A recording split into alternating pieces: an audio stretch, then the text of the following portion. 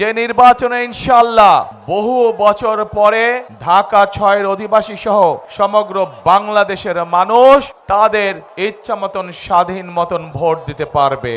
কিন্তু এই যে অধিকার আদায় করার জন্য গত ১৬ বছরে এই বাংলাদেশের বহু সন্তান আত্মত্যাগ করেছে, শহীদ হয়েছে, গুমের শিকার হয়েছে, খুনের শিকার হয়েছে, হাজার হাজার লক্ষ লক্ষ মানুষ গায়েবী মামলার অত্যাচার, গায়েবী মামলার শিকার হয়েছে। হয়তোবা এই জনসভার মধ্যেও বহু মানুষ আছেন যারা গায়েবী মামলার শিকার হয়েছিলেন। দিনের পর দিন আদালতের বারান্দায় থাকতে হয়েছে, তা না হলে জেলখানায় থাকতে হয়েছে।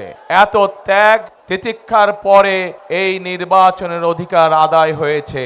যেই স্বৈরাচার মানুষের অধিকার লুট করে নিয়েছিল, মানুষের রাজনৈতিক অধিকার, কথা বলার অধিকার, ভোট প্রদানের অধিকার লুট করে নিয়েছিল, গত ২০২৪ সালের ৫ই আগস্ট ছাত্র জনতার অভ্যুত্থানের ফলে সেই স্বৈরাচার এই দেশ ছেড়ে পালিয়ে যেতে বাধ্য হয়েছে। প্রিয় ভাই বোনেরা, এখন প্রিয় ভাই বোনেরা, ভোট তো বাংলাদেশের মানুষ দিবে, কিন্তু ভোট দেওয়ার সাথে সাথেই আমাদের যেমন গণতন্ত্রের ভিত্তি আস্তে আস্তে শক্তিশালী হবে, কিন্তু একই সাথে আমাদেরকে শুধু ভোট দিলেই চলবে না, ভোট দেওয়ার সাথে সাথে আমাদেরকে দেশ গঠনের কাজে হাত দিতে হবে।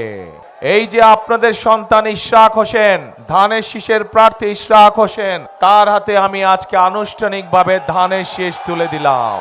আপনাদের এলাকার সন্তান, তারা বংশ পরস্পরায়, তারা এই এলাকার আসতে, ভাই কথা শোন আগে, ভাই কথা শোন। এই যে ইশরাক, শুধু ইশরাক না, ইশরাকের বাবা মরহুম সাদেক হোসেন খোকা, উনিও এই এলাকার মানুষের জন্য কাজ করেছিলেন, এলাকার মানুষের উন্নয়নের জন্য উনি কাজ করেছেন।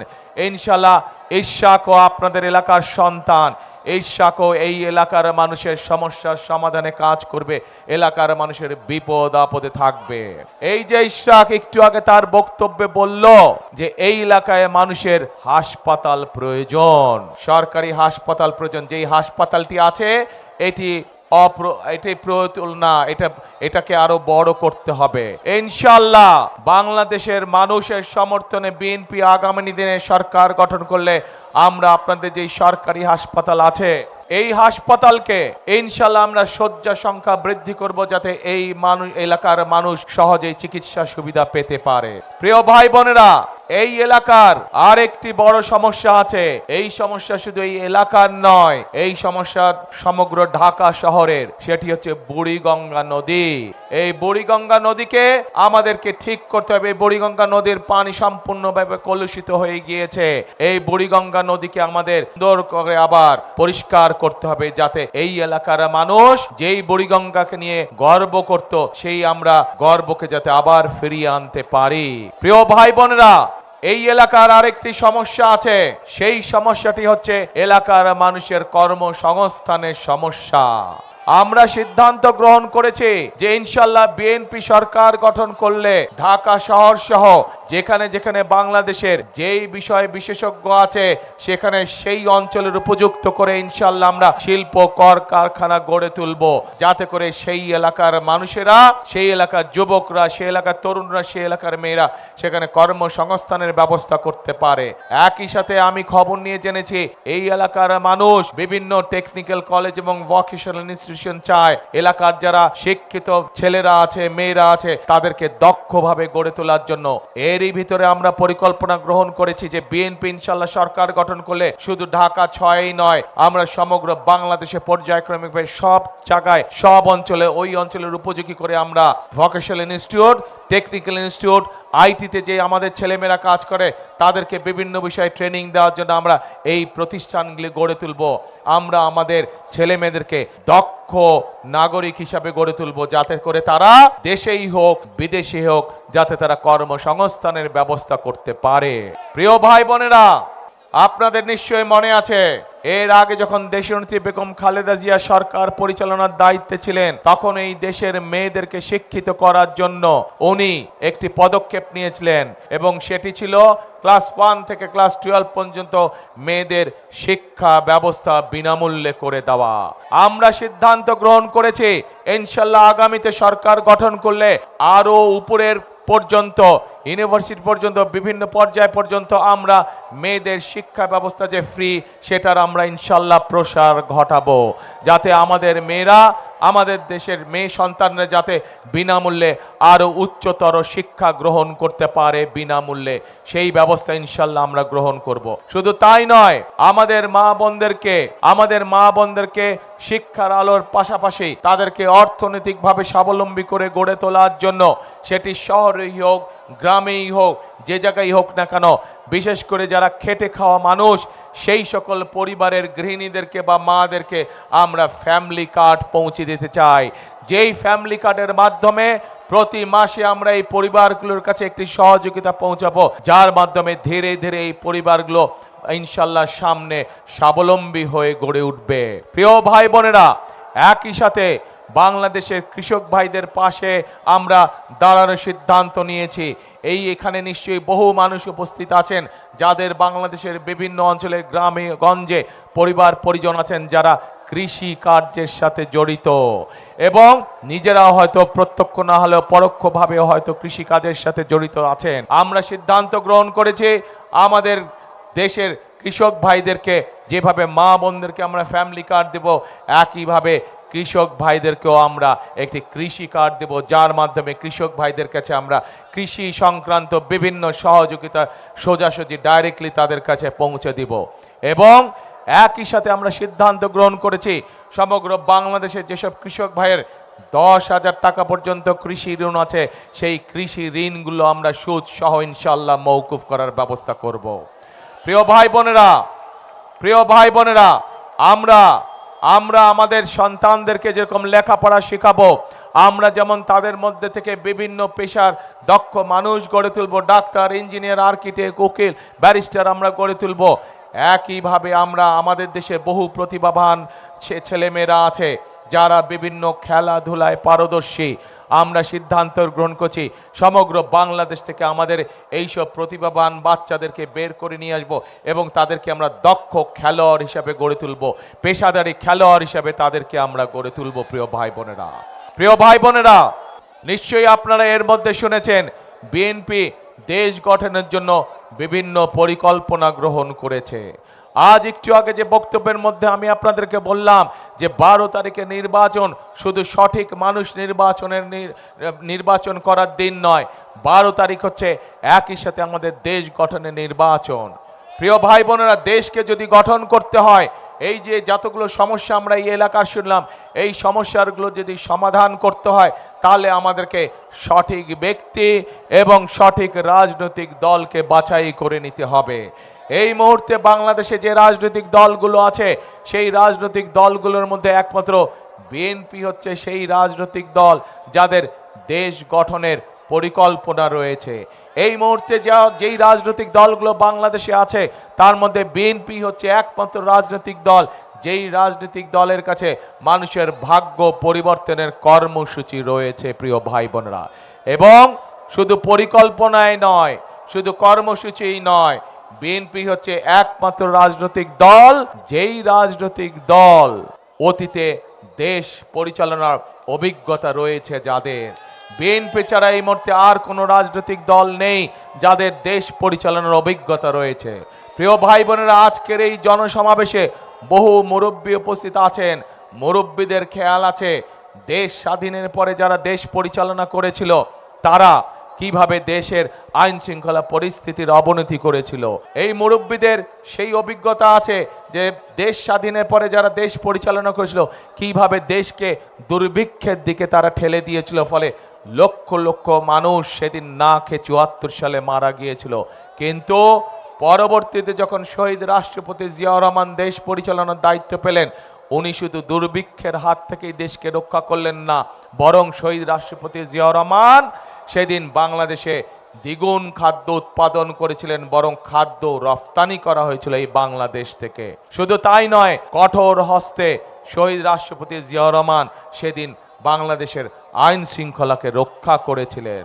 প্রিয় ভাই বোনেরা, পরবর্তীতে যখন দেশনেত্রী বেগম খালেদা জিয়া দেশের দায়িত্বভার পান 90 স্বৈরাচার আন্দোলনের পরে, সেই সময় দেশের কলকারখানা স্থাপনের মাধ্যমে, দেশের জনগণের কর্মসংস্থানের মাধ্যমে আন্তর্জাতিকভাবে দেশনেত্রী খালেদা জিয়া বাংলাদেশের জন্য উপাধি নিয়ে এনেছিলেন এমার্জিং টাইগার হিসাবে। সারা বিশ্ব সেদিন স্বীকার করে নিয়েছিল যে বেগম খালেদা জিয়া, দেশনেত্রী খালেদা জিয়া বাংলাদেশকে অর্থনীতিকে শক্তিশালীভাবে গড়ে তুলেছিল, বাংলাদেশে কর্মসংস্থানের ব্যবস্থা করেছিল বাংলাদেশের মানুষের জন্য, এবং হাজার হাজার মিল কলকারখানা সেদিন স্থাপিত হয়েছিল বাংলাদেশের এই মাটিতে। শুধু তাই নয় প্রিয় ভাই বোনেরা, 96 সালে যখন যেই স্বৈরাচার 5ই আগস্ট দেশ ছেড়ে পালিয়ে গিয়েছে, আমরা দেখেছি বিগত 16 বছর ধরে বাংলাদেশে মেগা প্রজেক্ট হয়েছে এবং এই মেগা প্রজেক্টের অন্তরালে মেগা দুর্নীতি স্থান করে নিয়েছিল। আমরা দেখেছি এই অন্তর্বর্তীকালীন সরকারের সময় মানুষের সামনে তথ্য প্রকাশ করা হয়েছে যে স্বৈরাচার পালিয়ে গেছে তাদের সময় প্রতি বছর $16 বিলিয়ন করে এই দেশ থেকে পাচার করে দেওয়া হতো।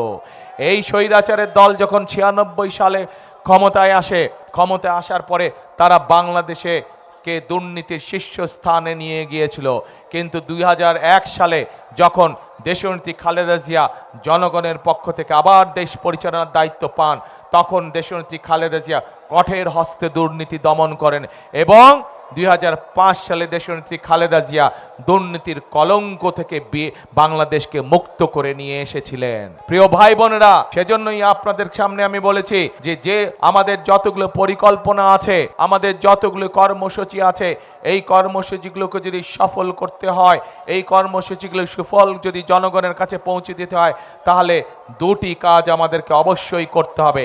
একটি হচ্ছে দুর্নীতিকে কঠোর হস্তে আমাদের দমন করতে হবে, দুর্নীতির লাগাম টেনে ধরতে হবে, এবং একই সাথে দেশের মানুষের আইন শৃঙ্খলা নিশ্চিত করতে হবে প্রিয় ভাই বোনেরা। এবং এই দুইটি কাজে বিএনপি সফলভাবে অতীতে করেছে, কাজে এই কাজ করার অভিজ্ঞতা একমাত্র বাংলাদেশে এই মুহূর্তে বিএনপি নামক যে দলটি, সেই রাজনৈতিক দলেরই এই অভিজ্ঞতা রয়েছে। প্রিয় ভাই বোনেরা, আজ আমাদের সামনে বহু সমস্যা, দেশের অর্থনীতি আমাদের ভেঙে পড়েছে, দেশের স্বাস্থ্য ব্যবস্থা আমাদের ভেঙে পড়েছে, দেশের শিক্ষা ব্যবস্থা আমাদের ভেঙে পড়েছে। বাংলাদেশে কোটি কোটি মানুষ আজ, কোটি কোটি তরুণ, কোটি কোটি যুবক আজ বেকার হয়ে বসে আছে, তাদের কর্মসংস্থানের প্রয়োজন। আমাদের শিক্ষার জন্য আগামী প্রজন্মের শিশুদের শিক্ষা ব্যবস্থাকে আমাদের গড়ে তুলতে হবে।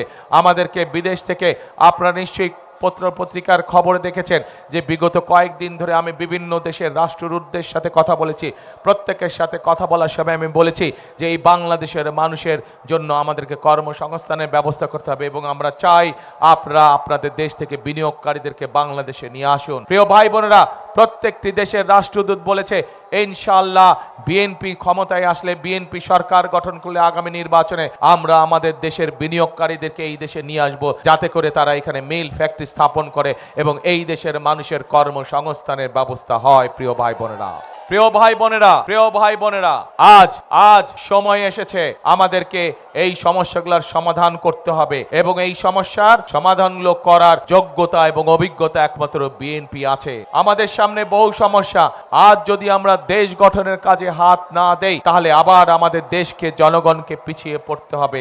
সেজন্যই আগামী 12 তারিখের নির্বাচনে আমাদেরকে সঠিকভাবে মানুষকে যাচাই করে নিতে হবে। আমাদের 12 তারিখের নির্বাচনে সঠিক সিদ্ধান্ত নিয়ে সঠিক দলকে সরকার গঠনের সুযোগ দিতে হবে। প্রিয় ভাই বোনেরা, প্রিয় ভাই বোনেরা, আজ যদি এই বিশাল জনসভার সামনে দাঁড়িয়ে আমি যদি শুধুমাত্র আমার প্রতিপক্ষ সম্পর্কে আপনাদেরকে বলে যেতাম, তাতে জনগণের কোনো উপকার হতো না। হতো কি জনগণের উপকার? জনগণের কোনো উপকার হতো না। সেই জন্যই সংক্ষেপে আমি আপনাদের সামনে আমাদের পরিকল্পনার কথা তুলে ধরেছি। এই মুহূর্তে জনগণের সামনে পরিকল্পনা একমাত্র বিএনপি উপস্থাপন করেছে, বিএনপি নামক রাজনৈতিক দলটি। কিভাবে তারা বেকার সমস্যার সমাধান করতে চায়, কিভাবে আমরা আমাদের মাদেরকে, আমাদের দেশের মহিলাদেরকে, আমাদের দেশের নারীদেরকে আমরা কিভাবে স্বাবলম্বী করে গড়ে তুলতে চাই, কিভাবে আমরা আমাদের শিক্ষা ব্যবস্থা গড়ে তুলতে চাই, কিভাবে আমরা আমাদের জলবায়ুর পরিবর্তনে আমরা কাজ করতে চাই, কিভাবে আমরা ট্রাফিক জ্যাম ঠিক করতে চাই, এই পরিকল্পনাগুলো একমাত্র বিএনপির আছে, বিএনপি জনগণের সামনে উপস্থাপন করেছে। প্রিয় ভাই বোনেরা, প্রিয় ভাই বোনেরা, আসুন আজকে আমাদের আমাদের এই দেশকে গড়তে হবে। দেশনেত্রী বেগম খালেদা জিয়া, দেশনেত্রী বেগম খালেদা জিয়া, এই মানুষটিকে আপনারা সকলেই চেনেন। কদিন আগেও এই মানুষটি আমাদের সাথে ছিল, কিন্তু আজ উনি এই দুনিয়া ছেড়ে চলে গিয়েছেন। এই মানুষটিকে বিগত স্বৈরাচার নির্যাতন, স্বৈরাচার সরকার এমন কোন নির্যাতন নেই যা তাকে করেছে। জেল, জুলুম, কেস কাছারি, মিথ্যা মামলাকে সব রকম নির্যাতন করেছে। তাকে তারা বলেছিল যে আপনি দেশ ছেড়ে চলে যান, আমরা আপনাকে কোনো জেল জুলুম করব না। কিন্তু দেশনেত্রী খালেদা জিয়া তাদের সেই কথা শোনেন নাই। উনি বলেছিলেন এই বাংলাদেশই আমার প্রথম, এই বাংলাদেশই আমার শেষ ঠিকানা, এই বাংলাদেশি জনগণ হচ্ছে আমার স্বজন, আমার আপনজন, কাজে এদেরকে ছেড়ে আমি কোথাও যাব না। প্রিয় ভাই বোনেরা, এই বাংলাদেশ দেশনেত্রী খালেদা জিয়ার যেমন প্রথম এবং শেষ ঠিকানা ছিল, এই বাংলাদেশ, এই মাঠে হাজার লক্ষ মানুষের প্রথম এবং শেষ ঠিকানা, আমাদের সকলের প্রথম এবং শেষ ঠিকানা। কাজে এই দেশকে আমাদেরই গড়ে তুলতে হবে। এই দেশের মানুষের ভাগ্যের পরিবর্তনের জন্য আমাদেরকে পরিশ্রম করতে হবে। শুধু প্রয়োজন সঠিক পরিকল্পনা, প্রয়োজন সঠিক কর্মসূচি, যা একমাত্র বিএনপির কাছেই আছে। ইনশাআল্লাহ 12 তারিখের নির্বাচনে ধানের শীষে আপনারা জয়যুক্ত করলে এবং 12 তারিখের নির্বাচনে সমগ্র বাংলাদেশে বিএনপি ইনশাআল্লাহ সরকার গঠন করলে আমরা দেশ গঠনের কাজে হাত দিব। প্রিয় ভাই বোনেরা, কারা কারা আছেন আমার সাথে দেশ গঠনের কাজে হাত দেবেন? ইনশাআল্লাহ প্রিয় ভাই বোনেরা, আমরা সকলে মিলে দেশ গঠনের কাজে হাত দিব। এটাই হবে আজকের এই জনসভার প্রতিজ্ঞা, এটাই হবে আজকের এই জনসভার শপথ। প্রিয় ভাই বোনেরা, সকল সময়ে শহীদ রাষ্ট্রপতি জিয়াউর রহমান একটি কথায় বিশ্বাস করতেন, দেশনেত্রী খালেদা জিয়া একটি কথায় বিশ্বাস করতেন। তাদের সন্তান হিসাবে আমিও সেই কথায় বিশ্বাস করি এবং সেই কথাটি হচ্ছে করব কাজ, গড়ব দেশ, সবার আগে